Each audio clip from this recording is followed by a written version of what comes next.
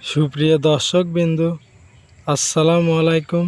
যে যেখান থেকে আমার এই ভিডিওটা দেখতেছেন সবাইকে আমার পক্ষ থেকে আন্তরিক শুভেচ্ছা ও অভিনন্দন জানাচ্ছি।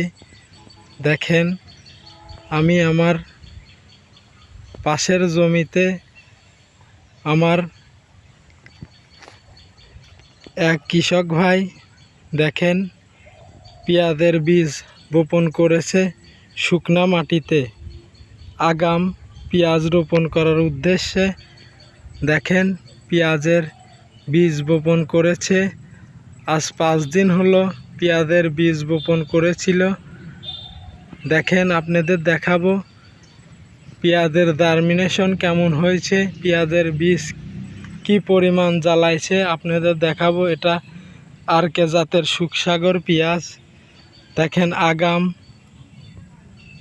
রোপণের উদ্দেশ্যে দেখেন আমার পাশের জমিতে শুকনা মাটিতে দেখেন পেঁয়াজের বীজ রোপণ করেছে। আপনাদের দেখাচ্ছি, দেখেন 3 কাঠা জমিতে 800 গ্রাম বীজ ছিটাইছে পেঁয়াজের বীজ।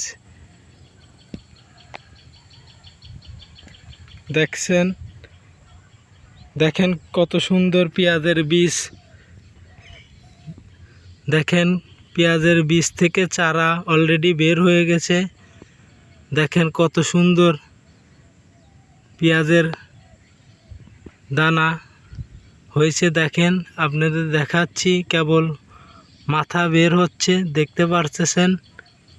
দেখেন কত সুন্দরভাবে বের হচ্ছে, দেখতে পারতেছেন। জার্মিনেশন হার কত। এটা আরকে জাতের সুখসাগর পেঁয়াজ। এটা আগাম চাষ করার উদ্দেশ্যে দেখেন কত সুন্দর জ্বালাইছে। দেখেন পেঁয়াজের চারা গজিয়ে গেছে, দেখতে পারতেছেন। দেখেন কত সুন্দরভাবে গজাইছে পেঁয়াজের চারা, দেখতে পারতেছেন। দেখেন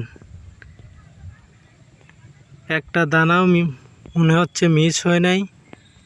দেখতে পারতেছেন কত ভালোভাবে সব বীজ জ্বালাইছে, আপনাদের দেখাচ্ছি।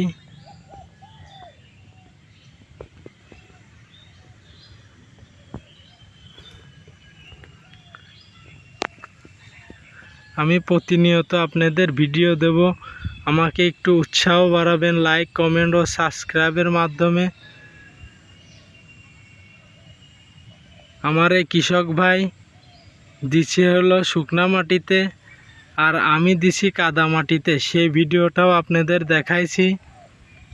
আমার পেঁয়াজের চারা গজালে আপনাদের দেখাবো যে কিভাবে কাদা মাটিতে গজায় আর শুকনা মাটিতে কিভাবে হয়, আপনাদের দেখাবো কোনটা আগে হয়।